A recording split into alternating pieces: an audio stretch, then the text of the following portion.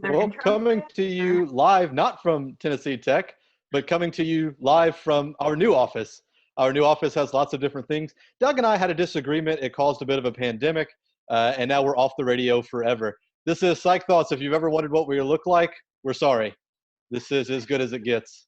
I am Derek, and below me, potentially on your screen, I don't know, is Doug. Say hi to the world, Doug. Hey, this is Doug. That's not true. It's not the epidemic. Res Life finally caught up with us, so we had to move to a new medium. Did. Historically, you've been able to listen to Psych Thoughts, and we know all 12 of you have. You've done this every Wednesday at 1 for the past 3-something years. And that's thanks to our partners. Where, Doug? Res Life. Res Life bringing us radio on your television since 1930-something. And yet now the YouTube is bringing you television to your computer, and I don't know which one is worse. But here we are nonetheless. We hope you're staying safe. We hope you're staying away from people, which is something you've never heard me say before. But here we go. We are joined today by our wonderful intern, the person who makes poor choices. How poor are her choices? She signed up again, the wonderful Elaine. Hello. That's great. That's as great as it ever gets. I mean, some people think of an intro and they want to like build onto it, and No, I'm just trying to, like somebody used the term herding cats. I'm just trying to keep you guys focused and herded in the right direction. It's hard to talk. I'm not going to take part in your sexist language. If you want to call me a cat, I'm not going to do that. Which does bring me to our next guest, who also aren't cats, Elaine, and also have control over your grade, Elaine. And they are Doctors Kazanas and Henniger. Hello, doctors. Yay! Good to see you guys. Good to see you. So you may remember Dr. Kazanas and Dr. Henniger from Psych Thoughts of past. You've heard their voices. Now you can see their faces. There is no more protection for anyone. Welcome to Psych Thoughts on YouTube. We'll have a fun little song at some point, but not today. I have a question. No. On the recording, Okay. On the recording that we're doing, does our name You mean the show one up? that's happening right now? Yeah, the one that's happening right now. Do our names show Okay. up? Yeah, Okay. show up on everybody's screen. Because when we introduced, both of them waved, and I was kind of like, if there's no names, everybody would be like, which one's which? Okay. Well, Nicole is the one with the curly hair. Well, that narrows it down. Well, that made Okay, it easier. that's fair. That's fair. Stephanie is actually the brunette. Yeah. Derek is the white guy. What else? Elaine's the one who Has the glasses. looks Nice try. uncomfortable always. Always. So, Doug, do you have any more questions about our live show that we're doing right now during the No. show? It won't be live when we post it. True. I'm pretty sure it'll look like. I'm just trying to get on board. I'm trying to please our 5 listeners out there so they know. I still think Now, you guys are somehow- overestimating. The bird. She's savage. I would be careful with her. Somehow, Keep her around. listener sounds safer than watcher. You know what I mean? Like, if we're moving from listeners to watchers, I'm a little afraid. It's a scary transition. I embrace it. All right. I also enjoy that the listening audience will now see you on your phone, Doug, instead of just I'm not on noticing my that. phone. Well, maybe this new platform will work well. Hey, I've enjoyed it. I've mastered the cam recorder. No, you haven't. No, I got a new one.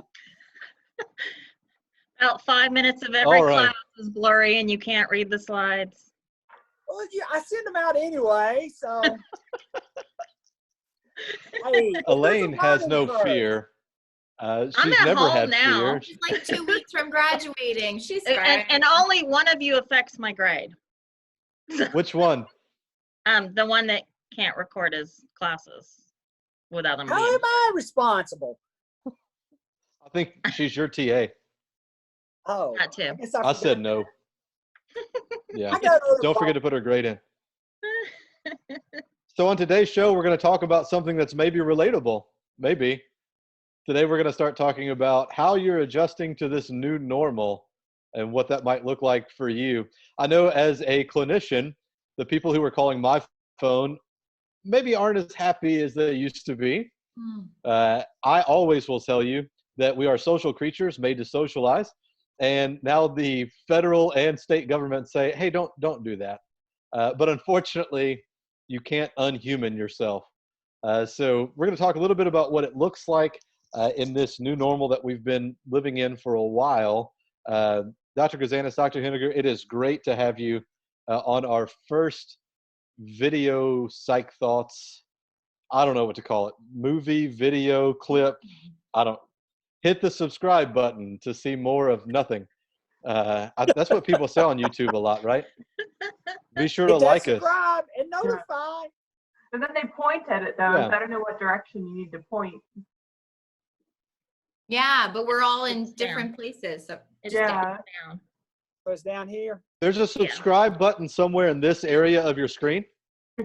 Click it, And the notification. and that will be helpful. Don't forget to send us any questions you might have. Believe it or not, Tech didn't take our email address because they make poor choices. That's psychthoughts@tntech.edu, psychthoughts@tntech.edu. You can also follow us on the social medias. That's facebook.com/psychthoughts. It's something on Instagram. I think it's like Psychthoughts R1. Elaine is Yes. nodding. No, that's Twitter. Psychthoughts Radio. That's Twitter. Twitter's Yeah, our It's one. we have a Psychthoughts Twitter. 2020. And you can follow Doug at Desperate Psychthoughts. And that'll be great. After hours. And now YouTube. And now YouTube. And now YouTube. Just something. So Stephanie, Nicole, tell us about what your respective fields, what the cognitive world and what the emotional world, what are they thinking? I'm not asking for you to speak to the whole discipline, but as you process this new normal, what are some things that start going through your brain? Okay, I'll go first. So I think in terms of processing risk, a lot of what we're thinking about and we're studying are the biases and the heuristics that we have, which make us just more likely to respond in one way or another. So things that are negative really grab our attention and they stay in the forefront of our minds for a long time, and we want to share them. And I think all of that really contributes to why this is something that is going to take up a lot of our headspace. And that can lead to worrying and anxiety and affect our daily lives. So the biases that we have, which are things we can know about, but are really hard to counteract, will make that a much bigger deal. So as these things take up so much space in our thoughts, is that a reason why people are talking about kind of brain fog? They're going to the grocery store and forgetting what they need. They're losing track of information. Does that play into that? Yeah, absolutely. We have this really finite amount of attention that we can hold on to for any given moment.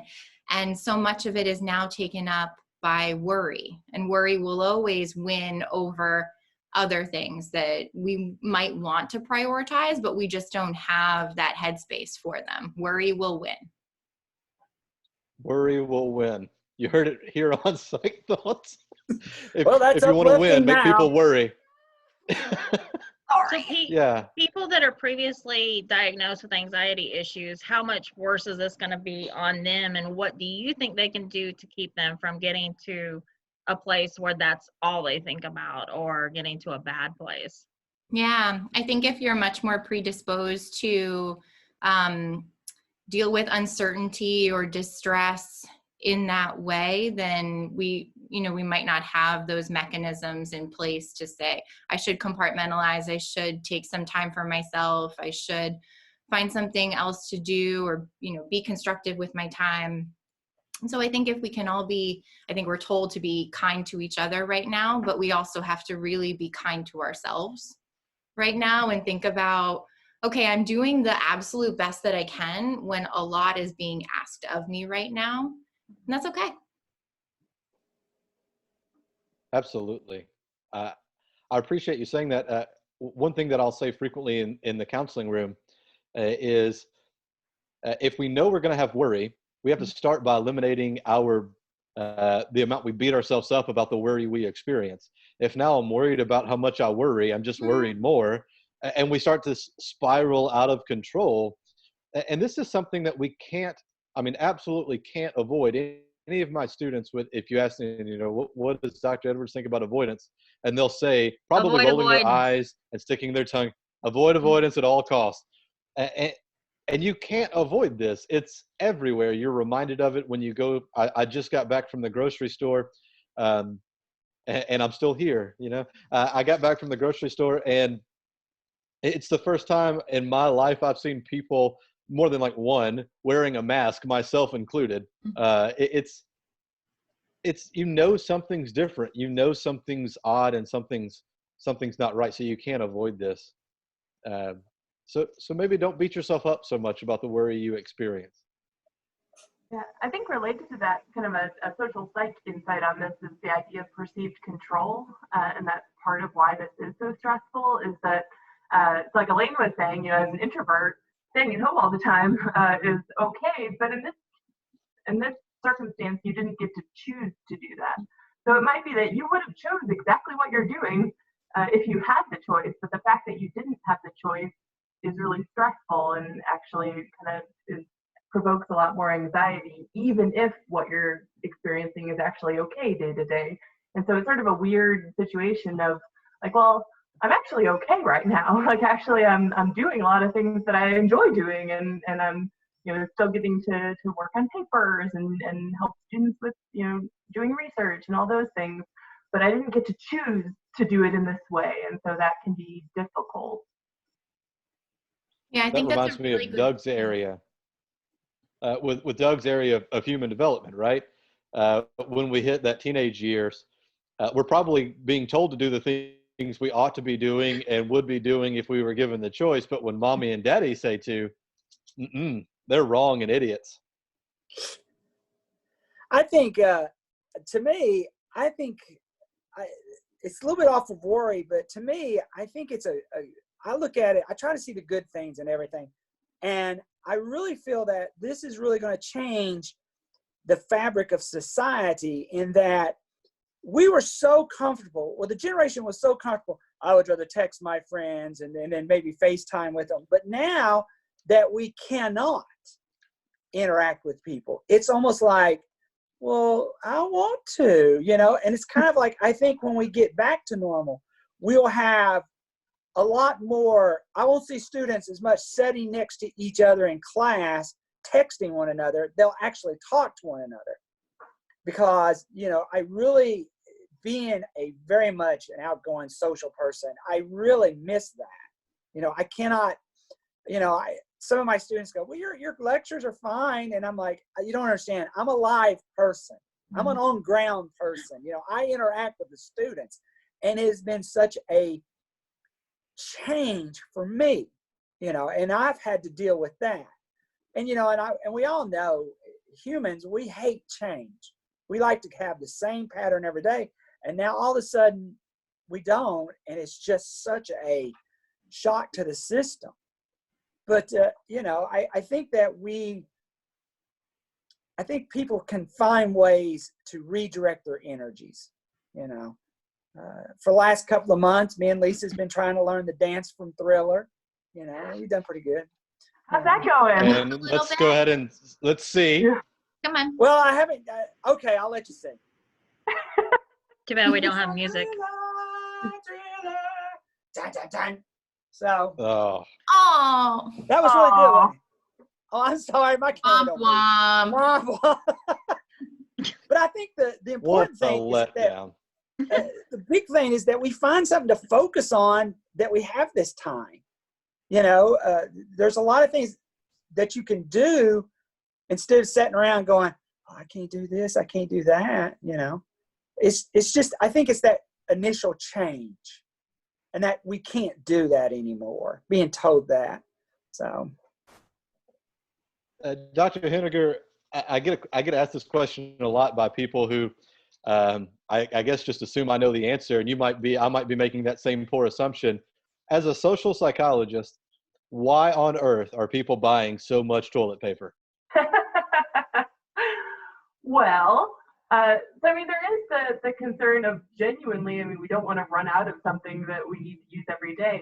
But this is actually an economic thing. I've read an article about it where it's actually because we really are using more. I mean, if you're home now 8 hours a day more, you're actually using more.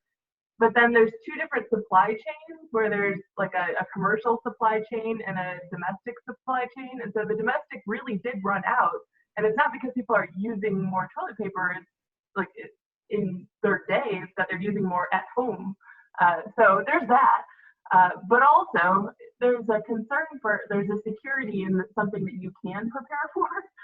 So if that's the thing that we all have suddenly focused on, and that's something that at the very least, I can have enough toilet paper, that's a little bit of control that we have over our lives. So I imagine that's playing into it too. I will tell you, in the Edwards household, we did not run out and buy toilet paper when this all started. I would say when it hit the fan, because we're doing toilet paper references here. However, because we didn't rush out and stock up on packs and packs of toilet paper, it got pretty close. In fact, today, I was able to buy toilet paper for the first time since this pandemic started, and my left hand is grateful. Oh.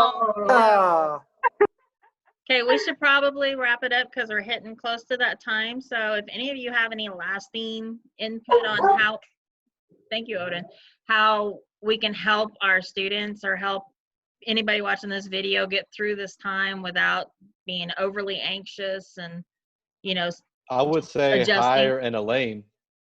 Hire an Elaine, because what she'll do is just yell at you when she wants something to happen. She'll be like, no, the show's over. We're done. Yeah, I'm done with you. That's my advice. Hire an Elaine. I think my advice would be to talk to us. So if you're worried or if you need something, you can just ask us. And I think we're all being so flexible and so accommodating because we understand exactly what you're going through. We're feeling the same worries and we have the same kinds of things in place that you do. So just talk to us.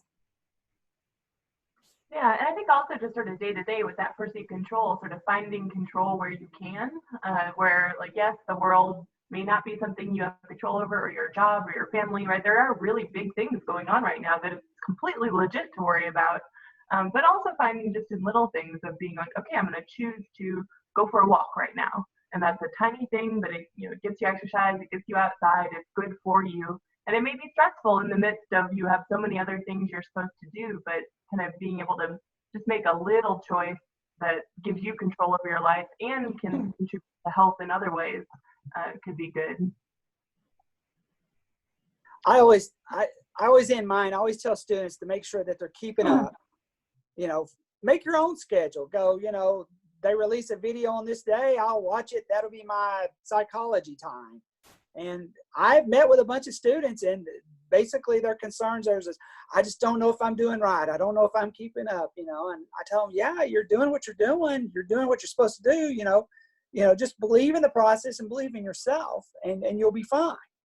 And they still freak out a little bit, but I think once the ones that really freak out and I meet with and talk with on this platform, they feel a little bit better, you know, because they know that, you know, I didn't ask for this, you know, and so I'm just as much uncomfortable with it as you are, and we'll get through it. So that's, you know, that's about basically it. Time management is the big deal. So whether you're a student at Tennessee Tech or one of the other universities in Tennessee, maybe you're a student at a university that is thousands of miles away from us. Usually your faculty are just people. So reach out to them, let them know that you need them, and hopefully they support you in the way that I know those of us on this particular video who are faculty, we absolutely love our students and are there for them. If your university doesn't treat you that way, I'd like to recommend a new one, and you can probably follow us and see where that university might be located in beautiful Cookeville, Tennessee, where you can be treated like a person. There you go. And if you are not a student If you're not a student and you're struggling with anything in your life, please remember that just because our offices are closed, mental health counselors are open for business. We have all switched over to the telehealth platform. There is no shame in needing to talk to someone when you're struggling. We're happy to do it. We're glad to do it, and we're proud to do it. Thank you so much, Dr. Hennigers and Kazanas, for being here on our debut episode of Psychthoughts YouTube. I don't know what we're going to call it. It'll be something. Elaine, thank you for making this happen. And for the 5 of you who stayed with us till the very end, you've got to find something better to do with your life. Don't forget, you can find a new video posted every week, probably Thursday at around this time. And we'll see you next week. Bye, everybody. Bye.